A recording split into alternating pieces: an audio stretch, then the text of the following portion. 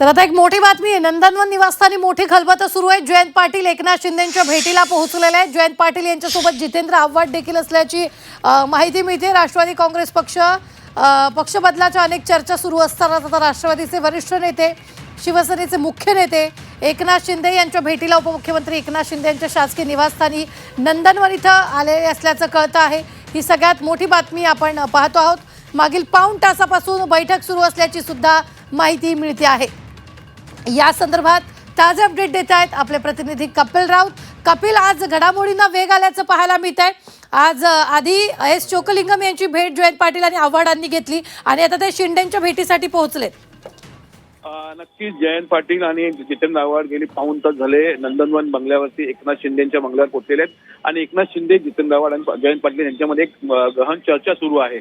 आणि खरंच हे पाहिलं तर ही राजकीय चर्चा असणार आहे, कारण आपण याआधी पाहिलं होतं मुख्यमंत्र्यांच्या निवासस्थानी जयंत पाटील आणि राष्ट्रवादी काही नेते पोहोचले होते, त्यांच्याबरोबर एक चर्चा झाली होती आणि त्यानंतर आता एकनाथ शिंदे जे उपमुख्यमंत्री आहेत, शिवसेनेचे नेते, त्यांच्याबरोबर चर्चा सुरू आहे। नक्की राष्ट्रवादीचं काय चाललंय हा एक प्रश्नचिन्ह निर्माण झालेला आहे। आता एकीकडे राष्ट्रवादीची विलिनीकरणाच्या बातम्या मोठ्या जोराने येत आहेत, त्याचबरोबर जयंत पाटील हे कदाचित पक्ष चेंज करू शकतात, हे कुठेतरी जाऊ शकतात, अशाही चर्चा सुरू आहेत। आणि अशा चर्चे सुरू असताना जयंत पाटील, जितेंद्र आव्हाड अशा प्रकारे चर्चा करतायत एकनाथ शिंदेजी, त्यामुळे नक्कीच एक राजकीय भूकंप होण्याची शक्यता आहे। राजकीय काहीतरी मोठी घडामोड सुरू आहे असंच आपण बोलू शकतो। खरं तर राष्ट्रवादी पक्ष विलिनीकरणाचा मोठा प्रश्न आहे आणि या विलिनीकरणात आणि राष्ट्रवादी शरद पवार हे एनडीए बरोबर जातील अशीही अनेक चर्चा सुरू आहेत। त्याचाच हा एक भाग आहे का, अशीही एक राजकीय चर्चा सुरू आहे।